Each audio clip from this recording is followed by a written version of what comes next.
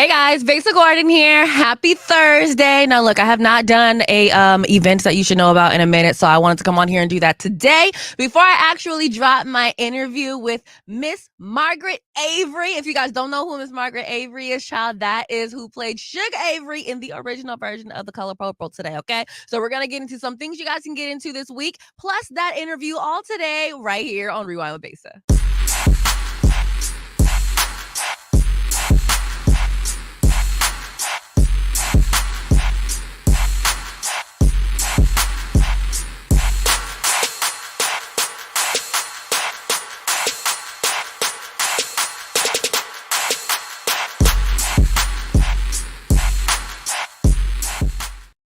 First and foremost, I have no clue why I still have my AirPod in. Second of all, once again, welcome back. It's time for another episode of Rewind with Besa. So for today, I want to start out with doing some events because I know a lot of times you guys are like, oh, I wish I knew about this sooner. So I'm going to let you guys know about stuff happening today all the way down to the 26th of October because I don't want to hear it. So with that being said, in terms of different events happening in Seattle that you should know about, for starters today, there is a plethora of things, okay? There's a Thursday night social happening over at Voo Lounge. There is something real happening at Gold Bar with my good sis DJ Lady Coco.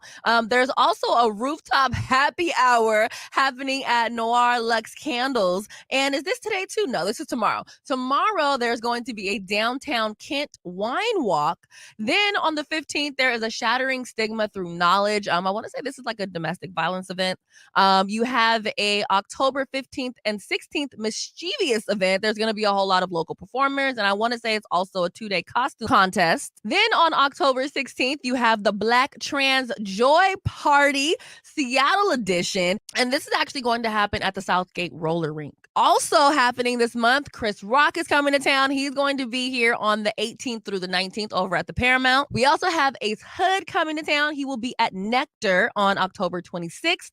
And lastly, on October 27th, there is going to be a costume game night mixer happening at Still Liquor. Hopefully, you guys are going to be able to make it to at least 2 or 3 of those events. I know there's so many more, but I just want to make sure I gave you guys a nice range of different things happening. Of course, in the next couple of days or even next week, I'll come back and let you guys know some more things that are happening around Seattle that you should know about. In the meantime, between time, we're going to go to a quick commercial break before we jump into today's interview. Get ready, everyone. October 24th and 25th, Conversion Media is heading right back to the Paramount Theater. Join me, Besa Gordon, Eric Calligraphy, Trey Holiday, and the entire Conversion Media family as we once again broadcast live with conversations on art, culture, mental health, community issues, and more. Trust me, you won't want to miss a single moment. Head over to whereweconverge.com for more information, and we will see you October 24th and 25th, streaming live across all Converge Media platforms. Hey there, it's Trey Holiday.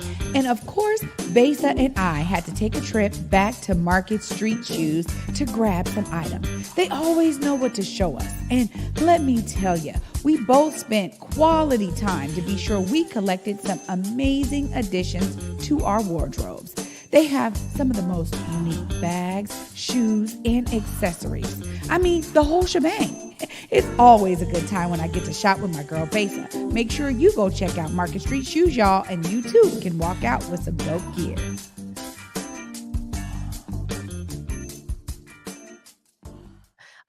So look, you guys, this is going to be a very, very special episode of Rewind with Besa. I think everyone that I know, at least, if I do know you and you've never seen The Color Purple, we have to talk about that. I recently saw someone earlier, or not even earlier, it was a couple weeks ago, and I mentioned The Color Purple and how I was doing an interview with the lovely Miss Margaret Avery, and they were like, oh, what's that about? And I was like, how old are you? You know what I mean? Right. Like, how have you not seen The Color Purple? What is going on here? Miss Margaret Avery is obviously known best for her role as Shug Avery in The Color Purple, but she's also now the movie. Remember, it's the movie. Original movie to be exact. But right now you can also see her on Block Party, which happens to be on BT Plus, which looks really interesting, by the way. Now, I, for starters, want to welcome you to the Rewind. And once again, I know I said this off camera, but thank you so much for taking this time to talk with me. It's my pleasure. It's always fun to talk to you young people. Well, shoot, hopefully, not even hopefully, we're definitely gonna learn some things from you because I think with someone like yourself that's been in the game for so long, you have so much wisdom. It's like getting a job. You can read the manual, but a lot of the things that you really learn within these jobs, it's kind of like trial and error. You do something, or someone's not able to really teach you everything. And a lot of your experience really does come from someone else's experience being like, hey, I tried this, that didn't work. Or for you, it's like, hey, I talked with my agent about this, that didn't work. So I definitely want to talk about that. But for starters, for people that don't know, I would love to know how you actually got into acting. Well, what people have to think back in the 60s, we didn't have blacks in commercials or on television. So when I came to Los Angeles to after teaching, I decided that this was really my passion. And even though I didn't have any prospects, I continued to study acting while teaching and hope. And this is all in believing in yourself that someday your dream can come and you've got to be prepared. So that's what I would say to young people. Figure out how you can prepare for what you want to do. And with me, it was studying acting. It was taking classes. It was taking dance classes and voice classes. When I couldn't get an agent because they were telling me, well, we don't have your type. However, with that belief, and me getting an answering machine at that time in the 60s, you had a answering service, live answering service that they picked up on your phone ring. After so many rings, you designate how many rings. And I was home one day and my phone just rang and rang and rang. And I called in and said, do you have any messages for Margaret Avery? And they said, no, we don't. So I said, one of these days I will have an agent and an agent will be trying to tell me about a job.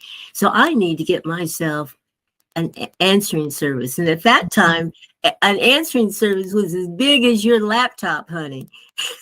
And it cost me $400 and something. As a teacher, I was only making netting $400. But at that time, gas was 35 cents a gallon. Okay. But Even out. my message is because I believed and I wanted it to happen, I prepared for that call. So I didn't know how it was going to happen, but the spirit tells you, common sense, learn what it is that you want to do. So if it's something that somebody else is doing that you want to do, try to hook up with them and ask them, how did you do this? How did you do that? And what should I be doing? And that's a start. And it's almost like the universe will bring it to you if you're reaching out for it and prepared because when that opportunity comes, you better be ready because you can't blow that opportunity. You may not ever get it again. Oh my goodness. One of my bosses has been telling me about that so much lately. He's like, you're in such a position to where you have so many things, but you might not always be in this position. Like you have to be ready to go now. Have you like actually seen any people in your career, like in the span that you've been out here to where it's like, without saying any names, obviously, that they could have been in like 5 or 6 levels higher, but because they were not prepared for the amount of work that it would have taken for maybe a role, they didn't get it? Well, I don't know the answer to that one, but I do know that there have been actors of color before me who were prepared, but were not given the opportunity because of color. Why was Cleopatra starring Elizabeth Taylor? Cleopatra was Black. Yeah. But they, with us not being in any decision-making positions at that time, and even now we need to be more in, to green light a film, to green light what kind of casting. Dorothy Dandridge, our beautiful woman, who inspired me to become an actor. She could have been a bigger star. She should have her picture on a slip. But what happened to her? And the days that my dear, dear Cicely Tyson, those years, there were years that she didn't work. I was wondering what happened to her. It wasn't because there wasn't work that she could have done. It was the opportunity to do that work. So after Color Purple, and I'll just throw this in, after Color Purple, I couldn't even get a manager. I went around trying to get a manager and the manager was saying, well, what can I do with you? I thought, help me get work. What are we going to put you in? Remember, we didn't have our Spike Lees and all the wonderful women of color directing now, and there was nothing there. 8 years prior, there was the wonderful film Founder that Paul Winfield and Cicely Tyson starred in. If any of you saw that, I mean, it's a classic. If you haven't seen it, see it. And it was all about family strength and love for one another. And it was a very positive film and very positive for our men of color. So when Color Purple came out, you would think that there would have been something for us, but the only person that gained from the Color Purple at female was Whoopi, because she had a 3-picture deal. She went from the Color Purple to it wasn't the one that she got. I think it was Lightning something, but it was 3 pictures, and she was very talented as a comedian. So she hooked up with the other white, very established comedians and did they went around and raised money for some fund. It was Robin Williams and another comedian. So she was able to get her career really going. And then Oprah, she was already a star in Chicago with her show that beat out other people, and it became syndicated during the time that Color Purple was being released. So everybody was thinking, oh, isn't it wonderful that Oprah got her show because of the Color Purple? No, she was a big star in Chicago for years with her own show.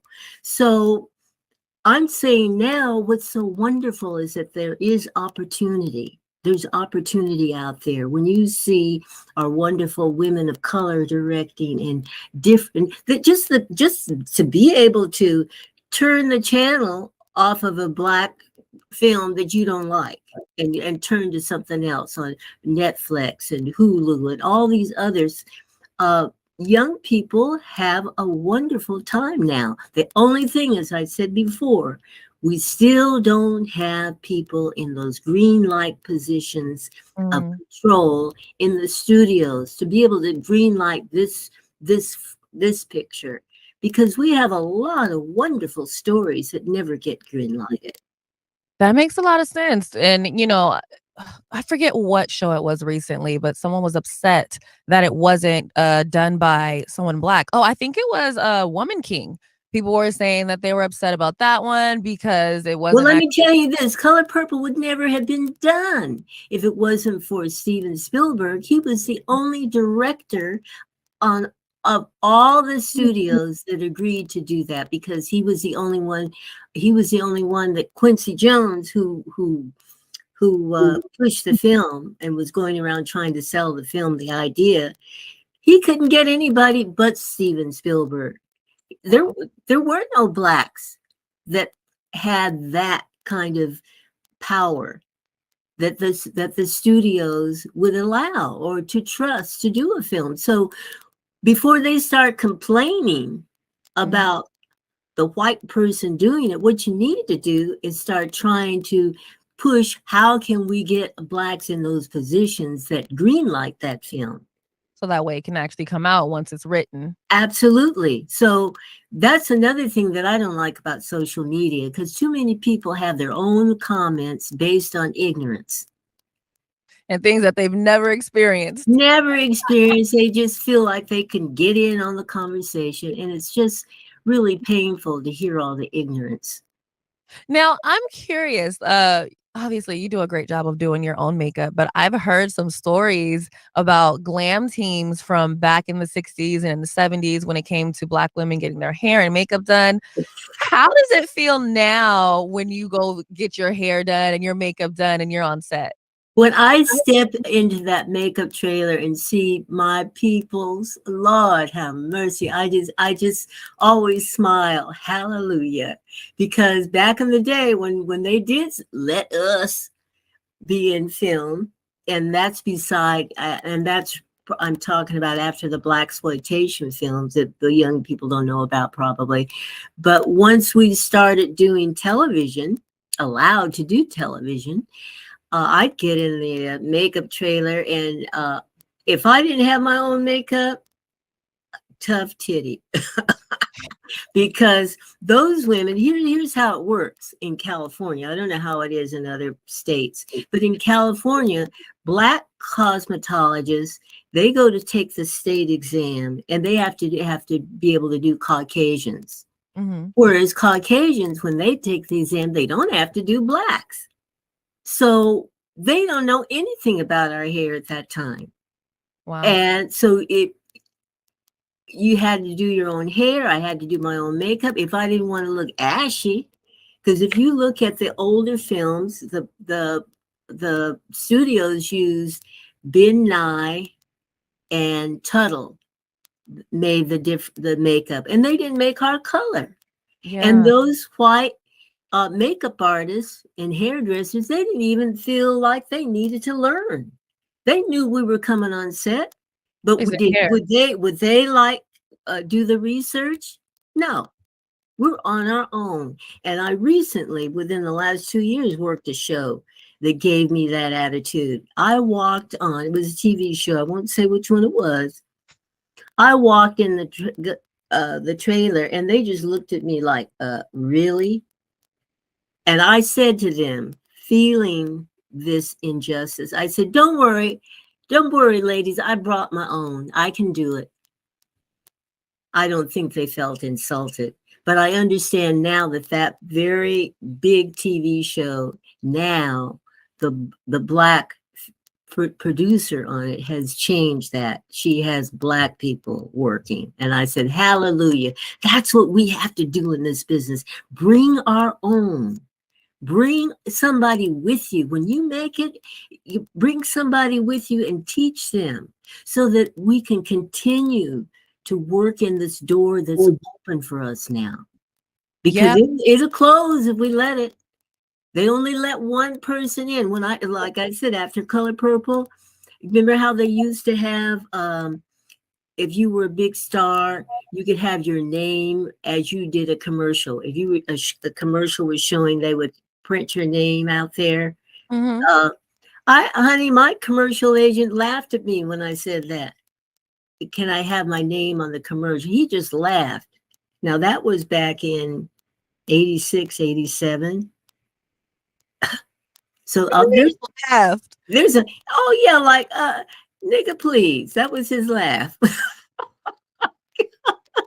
It's so crazy. And you know what's interesting to me now? It's like back then, I feel like people were more upfront with their racism and their elitistness, if you will. But nowadays, it's almost like, oh, well, I can't really tell you what I really think. You know what I mean?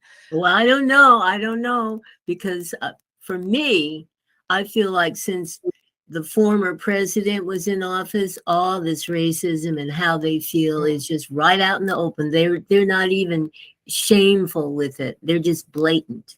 So your experience has been different than mine. Yeah. So I'd like to hear your experience. You know what's funny? I live in Seattle. So, with Seattle, one thing that people say, and I've always lived in Seattle, so I don't really know much different, but sometimes I can feel the undertones. And a lot of my friends that come from down south or they live down south, they're like, I like it down south better because I know what I'm working with.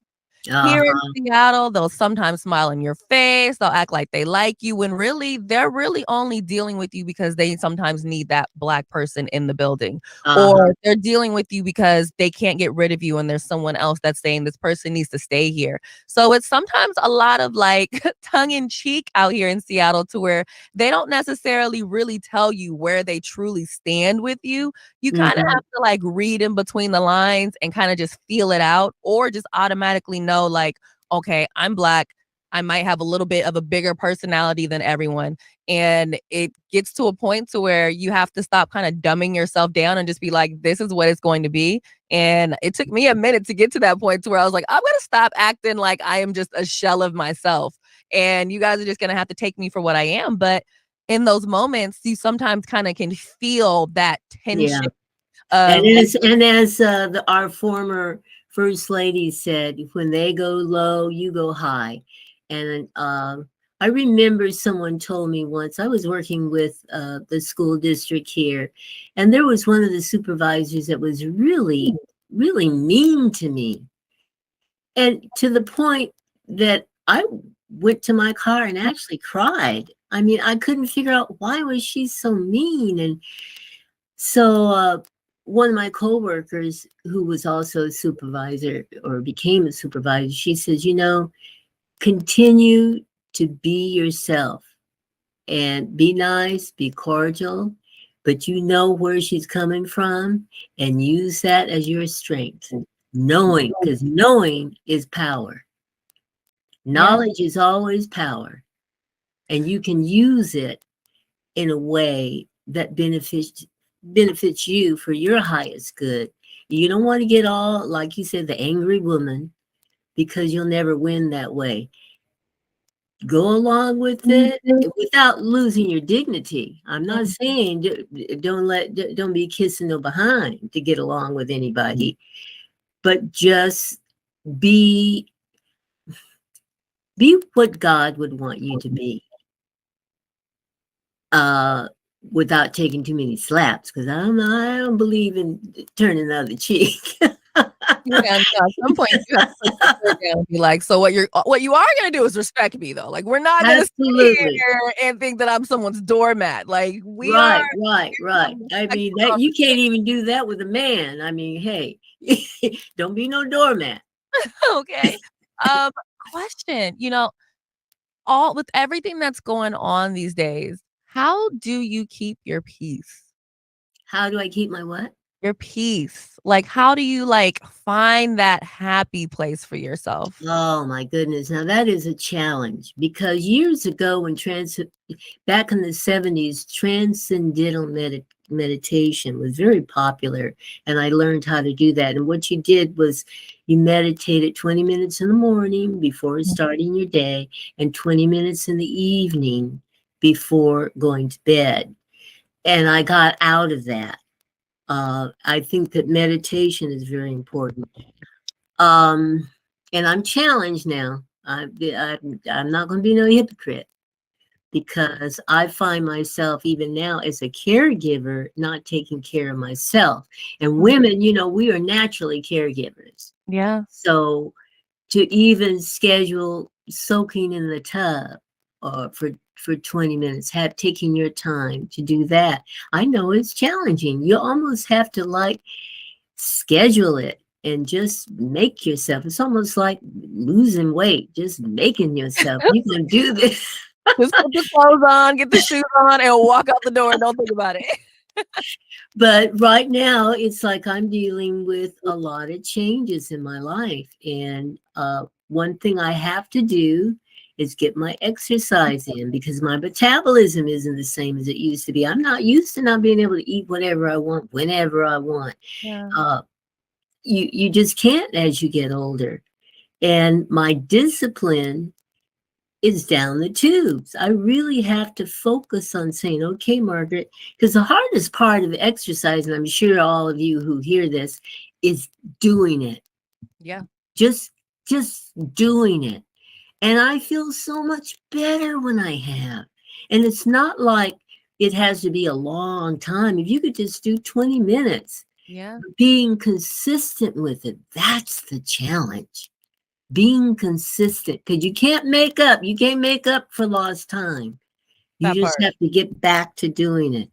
So that's what I'm working on, doing the steps in the Hollywood Hills. Here we have fire escape steps, Mm-hmm. and there's like 200 of them. And I'm telling you, my heart is racing when I'm doing it. And then come back and do some leg exercises and stuff, get some good old Aretha Franklin music on, or whatever it takes to get my mind off it not being comfortable. I think that's why it's so important to have like a workout playlist. Like I have a playlist where sometimes it slows down a little bit, then it picks up, or I'll have like switch up the song to like something Beyonce that's like really impactful. I'm like, okay, I Yeah, have 5 minutes left. yeah. I can do this. But the real thing, I think, for good health, it's physical, mental, and spiritual. For me, it's important for me to get my prayers in, because I know good and well God has carried me through some stuff. I believe in that footsteps in the sand. Yeah. And there are times when I've gotten through stuff that I don't think I could have done it without my belief that God was going to help see me through. Yeah. I think there's a lot of things that all of us could say for that, especially even like car accidents that I've been in. I was like, I should not have gotten out of that. Hallelujah. I mean, even for Color Purple, once I found out that I was cast, I was just, because I believed I would be cast. When I read Alice Walker's book, I just gravitated toward the role of Shug. I just knew that role was for me. And I never even thought that I wouldn't get it. But honey, do you know that when I was cast and then found out all the big stars that had auditioned for that role, I started doubting myself. I thought, oh my God, you mean she didn't get it? Oh my God. Oh, and she did. Oh, they must have made a mistake for me. They shouldn't have cast me. I started talking myself out of the the the the the the, The the position that you were blessing put in. Yeah. that I had earned. And when I realized that, I got on my knees and prayed to God, please give me the courage to believe in me, that I can do this. And that's what I mean by faith. Mm-hmm. Because sometimes we are our worst enemy. We have to believe in ourselves. It's like I had to gain 30 pounds in 30 days for that role. Wow. 30, because the director, Steven Spielberg, wanted me to be between the size of Oprah and Whoopi. And Whoopi was very thin at that time. Mm. And Steven set me up with this little 5'2" blue-eyed blonde workout woman. Oh, I used to call her names. She would make me do reps that I didn't think I could do. And that's why I say, if you really want to go beyond yourself with workouts, and you do need a personal trainer, because they will give you confidence. Because she would say, come on, do one more for your mother. And I remember saying, screw my mother. And I didn't use the word screw either.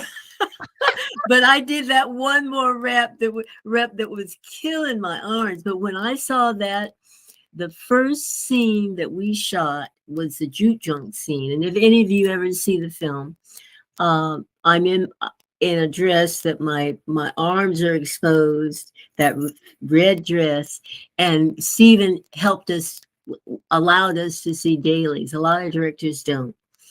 But I was able to see what we shot, and I said, just thank you, Jesus. My arms look so good.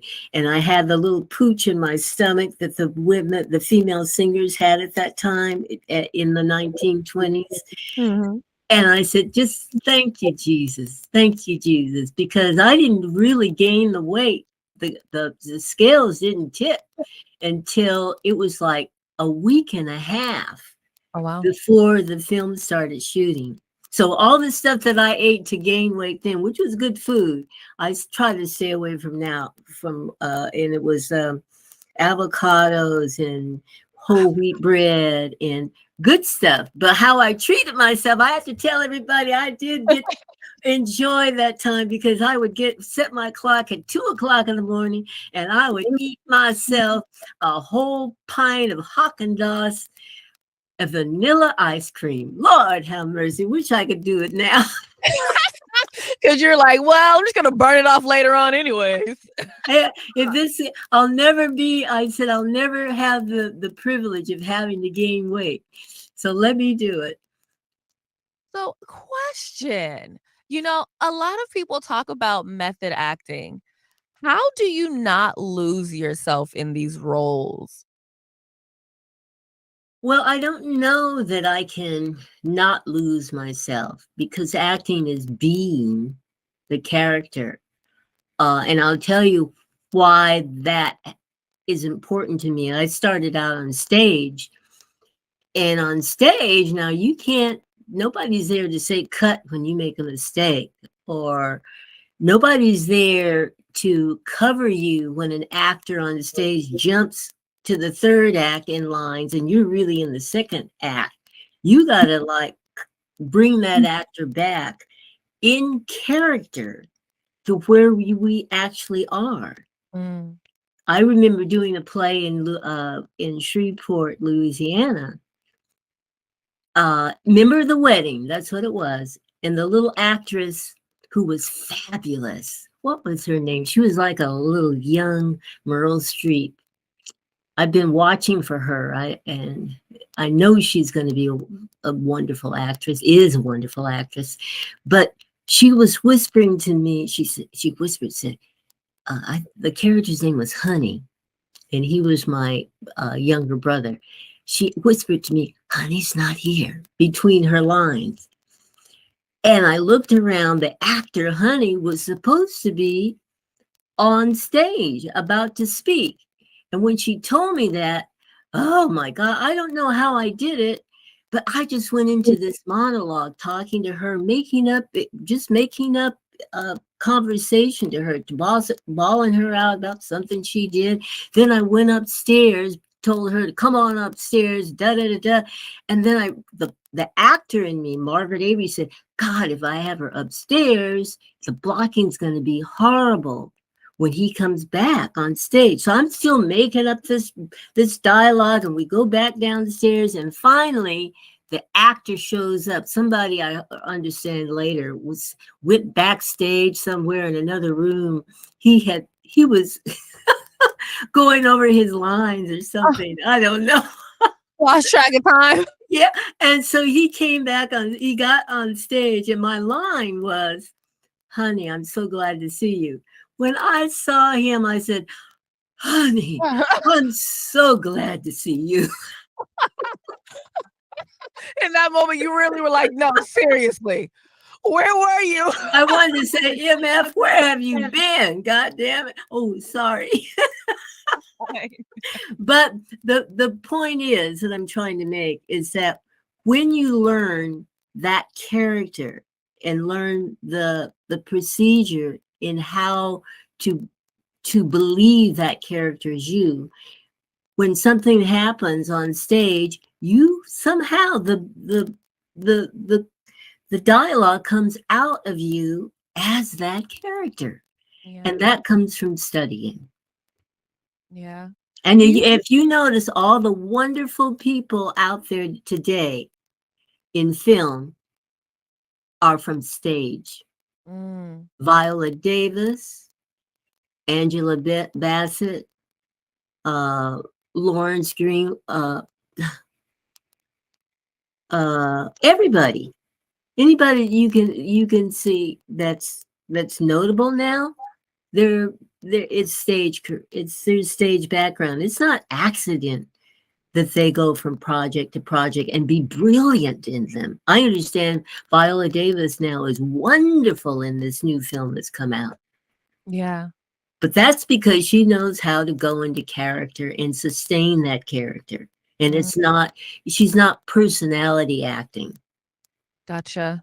There's a lot of actors who can just be themselves, and it works. Mm-hmm. but they're not doing, you don't see a different character with them, with each part that they play. I see. And so that is that like the actual name of that, like personality acting when you're like Well, more that's what I call it. I mean, I don't know. There and luck, a lot of luck. I love it. Question. How have you like stayed up on your acting skills over the years? Like, is this something that like you feel like you have to practice, or do you just have to keep going from film to film? And actually, you know what? Backwards. Do you ever feel like it's hard to come back out of that role? Oh, you mean like when I did The Color Purple or something Yeah, like that? I like think that more with stage, it's hard to come out of a role. I don't like to do a real down, depressing role if it's going to be during holidays, because it's hard for me. I want to spend my holidays, Thanksgiving and Christmas, with family, and I don't want to be down with that role. And I noticed that it's even harder, because your question is how do you get rid of it? It's sometimes I noticed once I was doing a particular character in a play, and then when I had auditions for other characters for television, some of that character would come out. oh So, wow. so it's like you have to be able as an actor to be able to have different exercises in between roles so that that one role doesn't affect other roles. And when you're developing that new role, if you have time to do that, which sometimes with television, particularly episodic television, you don't have time. They're not giving you much time to prepare anymore.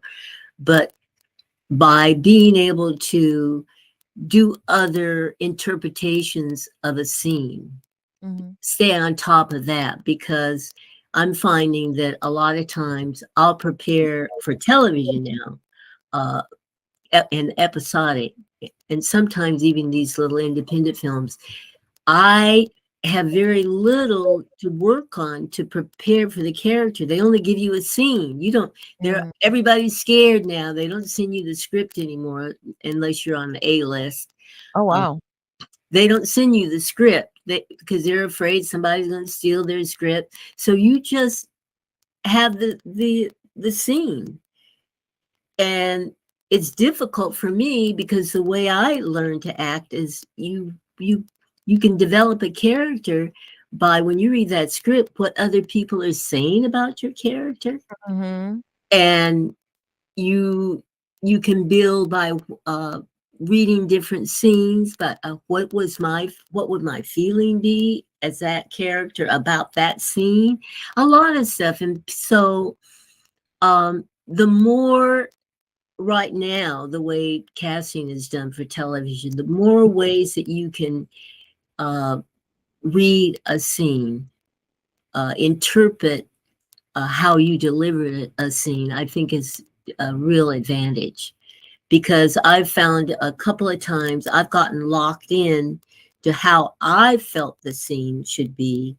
And then when they gave me a redirection, it was difficult. And a part of the difficulty is that the people who tell you the description for the character, they're not the writers of that character. Mhm. There's some kind of a people that they hire to just write a description. And sometimes they're wrong. So to have to be able to readjust on spot has been a difficulty for me. Plus, you're working now with directors who don't really know about the acting process. They've gotten this opportunity to direct, but they don't know how to direct actors such as myself. Mm. So if you happen to be able to guess what they want, uh, you're in like Flynn, because they don't know how to tell you what they want. That's unfortunate. It is. So I've gotten to the point where I don't read for scenes anymore. You either look at my reels and trust that I can do it, but it's a waste of my time now. Yeah, I mean, and it makes sense, like you said, it's one thing for you to give me, like, this one little piece of paper, but it's like, I don't know how these other characters perceive me. I don't know, like, how close I really am to this Mm-mm. character, so it definitely makes it a little harder to create that bond with whatever character that you're trying Yeah. to play. But that's why I say that if you can get a scene and then practice just doing it different ways, even though different interpretations may not make sense to you, but you never know what that director wants because he's not going to be able to. The director may say, "Well, uh, be more mad." Well, why are you mad? I mean, What happened? I didn't read the script, so and you haven't told me the script. And when I got to my agent and asked them different questions to ask the casting director, they never got back to me with those answers. Like, what time of year is it? Where are you in the South? I don't know. Should I have a Southern accent? If it's rural, if it's city, how old should I be? I mean, all these things. And then they want you to pull it together on the spot. Why can't you give me the respect to answer my questions before you want me to read? Do you think I don't prepare? Which reminds me, young people. I don't think the actors now have to deal with this, but there was so much prejudice back in the 80s. After The Color Purple, people wouldn't cast me, white directors, white casting people wouldn't direct me because they said, well, we love Margaret in The Color Purple, but we need someone who can speak really good grammar. I didn't prepare for the role. Meryl Streep, she does all kinds of dialects and whatever, but a Black actress can't do that for a role. So the assumption was that you spoke like that Right, 24/7 in your normal right. life, that wasn't actually a role that you prepared for in a script And that's written. something that the young people don't have to deal with today. I don't think so. There another role that I missed out on was because the white casting or the white director didn't believe that my character could be an attorney. In the South, they wouldn't believe that. What? So, I mean, at that time, the white directors in that system perpetuated the prejudice. And You I know, don't think much of that is being done today, hopefully, in the way that I experienced it. which definitely I think plays a role in what little boys and little girls feel like they can and can't be when they get older. It's like if all that these kids are seeing are roles of people just doing one, maybe three different roles all the time on TV and different movies, and sometimes they're even winning awards for that. It's like, oh, that's the only option that I have. Right, right. I I sometimes mean, just me as a little girl, the first time that I saw Harry Belafonte and Dorothy Dandridge in a film, I then for the first time in my life, in a movie, seen a woman who was slim. Because I was skinny as a rail at that time. Because at that time, before seeing Dorothy Dandridge, I believed that I could never be an actor because I wasn't way overweight. Mm,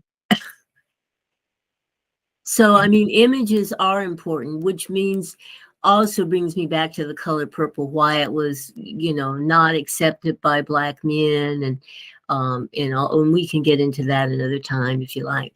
But images are very important to Yeah. people, particularly people who have not been around people of color, and they're learning from what they see in film. I mean, even me, after seeing The Godfather and all these different films about the mafia, it had me believing that a lot of Italians are mafia and pickle faced.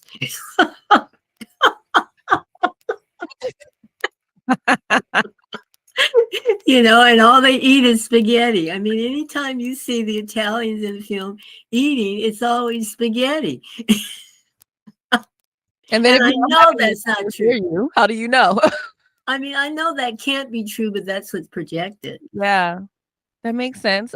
Speaking of roles though, have you been able to play your dream role yet? What is my dream role? I would love, I just want to play a real down, nasty bitch. Oh,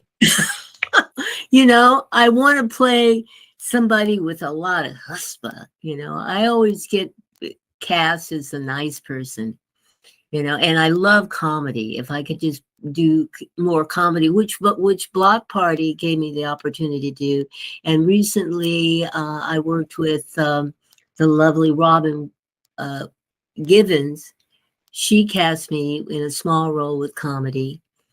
And because I've been stuck with drama for what, 3 decades after Color Purple. I could never do comedy. And I started out doing comedy. I held my own with the late, wonderful Richard Pryor. wow. That whole thing was comedy and improvisational theater, as you can say, because he would never stick to the script. You just had to go along with it. And so that's why I say, young people, be prepared in every way that you can, because at the time that I co-starred with Richard Pryor, I was coming off television. The opportunities that they had given me then, and you with television back in the 70s. I mean, you knew your role. You got the script ahead of time. The director only told you where he wanted you to be. By that time you walk over there, say the line such and such. That's the direction we got. So I had it like right in my head, exactly what I would say. Da, da, da, da. But with Richard, and I've said it before, the very first day working with him, we're set up for the shot. And he says, wait a minute, Michael. Michael Schultz was the director. He runs over to Michael at the camera and he says, and I'm going to do this and then da, da, da, and then I'll do this. And Michael is just chuckling and nodding his head, yeah, yeah. And Richard walks by me and we're getting ready to shoot. And I said, well, Richard, then what do I do? He looked at me, I don't know. I thought I would pee on myself. I said, oh my God. And then once again, faith in God. Lord, please don't let me blow this. Okay. Let me go back to improvisation. What did I learn in improv? Go with the moment. Whatever he says, you never deny it. You go with it and make your own dialogue that fits that dialogue. Don't let me be nervous, dear God. Let me just go. And I did. And see, that also comes with you being prepared and also doing improv classes. I think a lot of people absolutely. they don't want to like take classes, get lessons, like they don't want to do like the background work to actually perfect their craft of acting. Yeah, well, and I've had acting teachers tell me that they get so tired of teaching with kids who come in and they say, teach me how to get a series. Even my masseuse had said he didn't even want to teach anymore. People were saying, his students were saying, teach me how to I want to make the big dollar in Beverly Hills. How do I massage them? I mean, we cannot, there's no excuse for not having knowledge. You have to put in the time. You can't try to get a free ride. And who wants somebody operating on them who just doesn't have any experience and just learned from cheating on exams or they got into school not really qualified, but their father donated a lot of money. I mean, who wants that? And I think to myself, with my old age, I'm thinking, damn, who's going to be caring for me in these rest homes or whatever they're called for people who don't want to do a good job? Yeah. Who don't care. They just want the money. Yeah. It's scary. Very problematic to think of someone that doesn't really like, oh yeah, my dad got me through dentistry. And it's like, so wait, you don't really want to be here and you have to do my root canal? I don't know. Let's just go to a whole different dentist. That's not what we're doing today. Well, ask me something that I can be. I know what I want to talk about. I want to talk about young people really being aware of what's happening politically in their community. Even though it sounds like your vote doesn't count or that it won't get counted, vote anyway. We have to. We have to, young people. Don't get turned off. That's what the opposition wants from us, to get turned off. And I always show people this scar on my arm from a German Shepherd that just bit the hell out of me in my young teens when we were trying to get our rights of just eating in a restaurant. You know, why do we have to go to the back door? And the funny thing was when we were protesting and when they sucked the dogs on us, they let the African who spoke French, they let him in to eat at the counter. What? But because he spoke French, he was okay. But we black, he was blacker than us. He was almost blurple, I call it. So that shows you how stupid prejudice is. But young people, I want you to just care about what your vote is, because back in the day we couldn't vote. They fixed it so we couldn't. I mean, can you imagine being asked to guess how many marbles were in a jar, and then that if you guessed right, you could vote. It was like a whole just slew of tests that you had to pass, and half of them were super random in order to be able to vote. And so we do have the politics working in so many states where they are putting people in strategic positions for our vote not to count. I mean, they want to decide who won. So even though that's being tried to be put in place, vote anyway. Vote. And this business is about these long lines. You know, my daughter, she's in Atlanta, and in the Black community, they have these tremendous long lines. She would go in the white community and vote, and it would only take her 20 minutes. Wow. But now they've cut that out. They're saying you have to vote in your own area. And what is this ridiculous thing, being fined or jailed if you get out of line to get water? Yeah, or you're handing people food or something weird. I mean, it's just gotten to be blatantly just ridiculous, and they don't care. So we have to care. And the only reason they're doing this is because they know they can't win legally. They know that there's too many of us that are sick of all of this second-rate citizenship stuff, that they want us to pay taxes. They want us to go out and risk our lives in wars. They want all this stuff, but then we can't come back home and be second-class citizens. That's just not right. And it's scary now because this is happening all over the world. Mm-hmm. Fascism is really happening a lot. It's not just in our country. We don't have just QAnon here. I think it was England.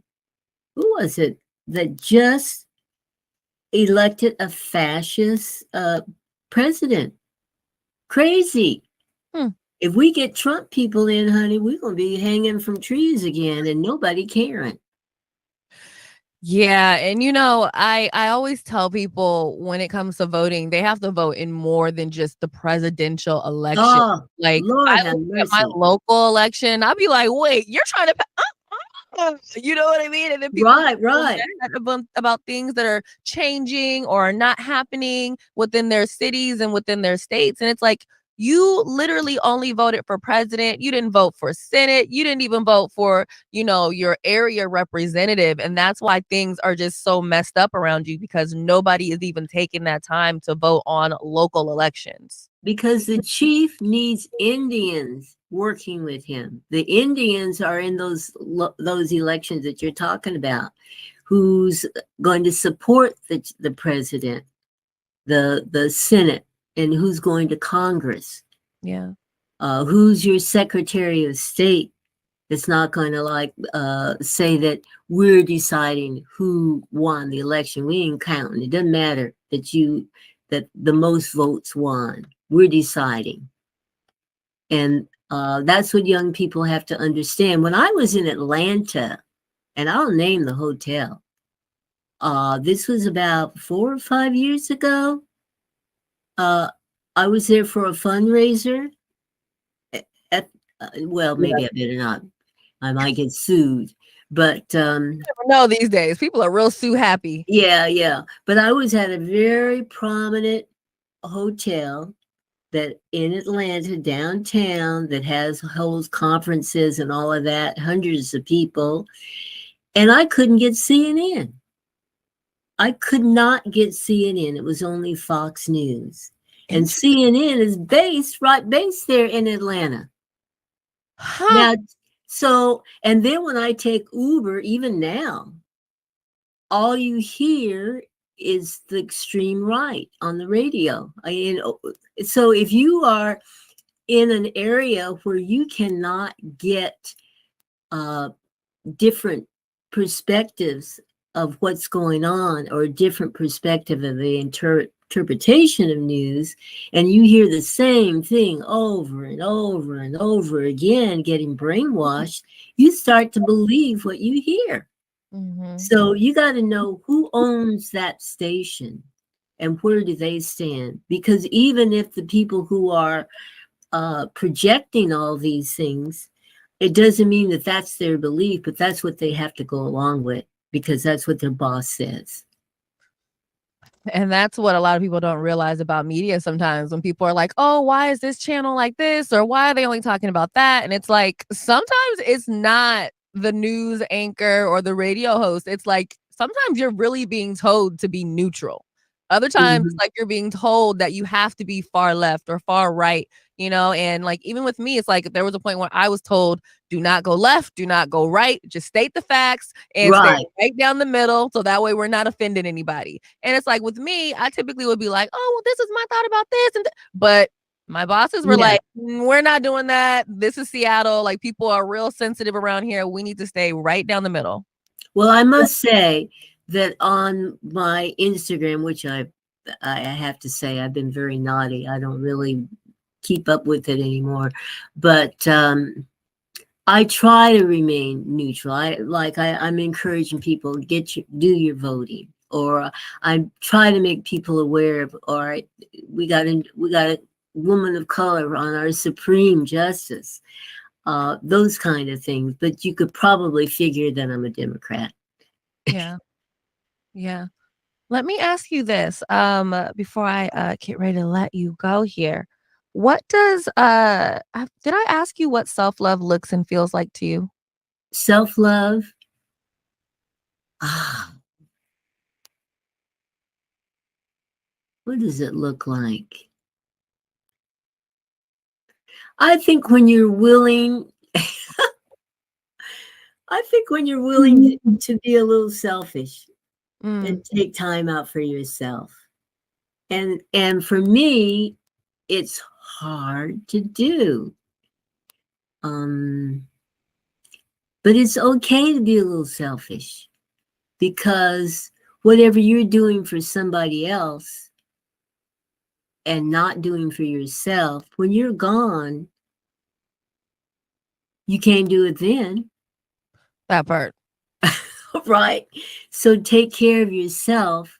It's like when you're on an airplane, they always say, put your oxygen mask on first before you try to help someone else. So it's okay to take care of yourself first. And sometimes we have to just learn to do that. And by taking care of yourself might be the best help that you can give to another. And my grandma used to always say, you can't pour from an empty cup. Oh, I love that.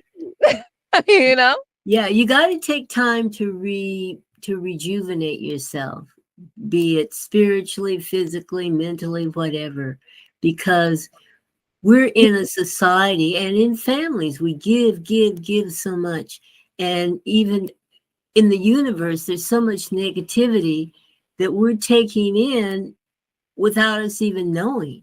Yeah. And you've got to have time to take in the positive. I mean, I'm in Los Angeles, and the way I know this is a dirty city is that I have to wash my windows on every week. And I'm taking in whatever that dust is, whether I know it or not. And when I go away for weeks at a time and shut up everything, dust is still in the house. Thank God that I cover the furniture, I cover my piano, so we don't see all this that we're taking in. Yeah. So we have to take the time to love ourselves and be totally healthy. Because when I'm totally healthy, I don't crave bad food. It's not necessary for me to cuss somebody out when they're yelling at me when I'm driving. I'm not drawn into road rage. It's a peace. It's an inner peace that's really lovely. Yeah.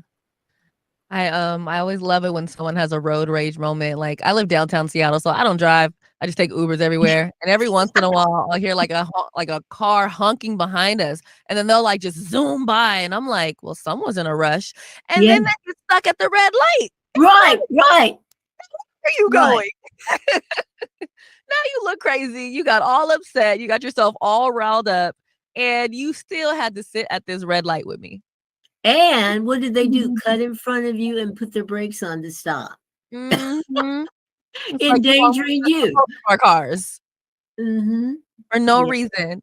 Last question. What is one misconception of Miss Margaret? What is a misconception? Yes. Maybe that I don't curse like a truck driver or a I learned it from my mother. And it just seems like sometimes you just have to say a good old down home curse word to get the point across. You have to just cuss somebody out. Yeah, it's probably because they have you playing all these little nice roles. Right. You thought that was really me. No, that was a script. Maybe that's what they don't know about me. I'm pretty sure because I've never cursed anybody out on set. I love that. Now, right now you are on a Block Party on BET Plus. Yeah, well, I don't know if it's still running because I don't know how long they air, but I will say this: the coming out thing is Robin Gibbons' thing. The working title is Nana Project, and I don't know if I think it's going to be a Netflix project, and then I have something that I'm going to be shooting in January, which I can't talk about right now, but I am cast. And then there's something that I'm trying to move into producing with Block Party. I was one of the executive producers, and with this other project that we're trying to get off, raise money for, I'm one of the producers. So, old women, they want to push us out to pasture, honey, and I refuse. I'm gonna be creative doing something. As you should. Like, you still have so much youth left in you. Like, why would you just sit around? Yeah, well, but that's been the trend for Hollywood. I mean, even regardless of ethnicity, women after the age of 50, if we last that long, we're supposed to be pushing out to the grazing fields, I guess. But things are changing. But like I said, young people, you have to fight and be ready for whatever the change is or something that it is that you're pursuing. Yeah. So I'm reading books on producing and talking to people and hopefully to be more and more involved on that end of the perspective. And hopefully when I am cast for something that it'll be more with comedy because I love comedy. Or that bitch role that you were looking for. Yeah, that would be good. I was gonna come down the line. I could cuss somebody out in a comedic way. That would be great too. Because when I worked with Monique with Martin Lawrence's film. What was it? Welcome Home, Roscoe Jenkins. Monique was so funny. She It was is so really good. funny, and she can get down. So between takes, it's like I asked the director, Spike Lee's brother, Martin Lee. I said it was his name. I said, "Can I want to play the dozens with Monique. Let me get down." He says, "No, you're the mother. You have to Yeah. be good." And I said, "Oh, f that," you know. You were definitely very sweet in that movie. I know You it, were, like, doggone the it. only one that didn't have any, like, spice added into their I personality. know it. Ooh, I could have had some fun had I been able to play the dozen. They should have done, like, an alternative ending for that. Monique, ooh, I would have fooled her behind. Well, shoot, maybe you guys could do something in the future, you know? Never know. Yeah. Well, until next time, make sure everyone know where they can find you at on Instagram. Even though you don't post, I know you'll be back posting very Okay. soon. Oh, okay, Margaret Shug Avery. Yes. And Margaret Shug Avery is Instagram, and Margaret Avery is Facebook. And I'm going to get better. I'll get better. I just needed a break. It's just, and, I've tried to post a lot of times, but Instagram keeps changing how they want you to post, and then no, they don't tell you what the change is. You go to do what you normally do, and now it doesn't work. And I don't have any young people around me to tell me how it works. So I say, "Oh, F it," and I wind up not posting. I mean, if it makes you feel better, I went on there the other day. I was like, hey, when did they move this button? What is this? Yeah, they want you to just do reels now, I think, on Yeah, they turned Instagram. all the videos into reels, and those are supposedly doing better if your videos are like 90 seconds or less. Hmm. All these little rules. I've got to like get with some young person that knows how to do everything and write notes so that I don't forget. So I'm good at remembering scripts, but these directions for all this tech stuff, if you're not doing it every day, you just don't. I forget. You'll forget. Well, shoot, you guys have my email. You can always hit me up if you need some help with something. Okay. I do digital management for iHeart and a whole nother company, which is called Converge Media. So I can Okay. help. Well, then text me. Let me know. I'll hit up on you. Okay, okay. Let Well, my shoot. people know. Until next time, you guys, make sure that you, of course, have an amazing day. And again, Miss Margaret, I want to thank you so much for just Oh, taking this time to give us so much of your wisdom, so much of your knowledge. And I honestly can't see what you end up producing next. okay. Thank you. I'm always willing to learn. You're never too old to learn. All right, you guys, that is it for today's episode of Rewind with Besa. I hope that you guys enjoyed it, and I hope that you even learned something about Miss Margaret Avery. I think it's so crazy that she ended up playing Shug Avery, and her last name is actually Avery, and she was such a joy to talk to. Hit me up on IG at Besa Gordon, or even drop a comment below on who you want for me to interview next. In the meantime, between time, if there are any other events happening in around Seattle or Tacoma, I really need to find some Tacoma events. Let me know. That way I can shout them out. But of course, until next time, I hope that you guys have an amazing rest of your day, and you already know what to do. Keep that energy high.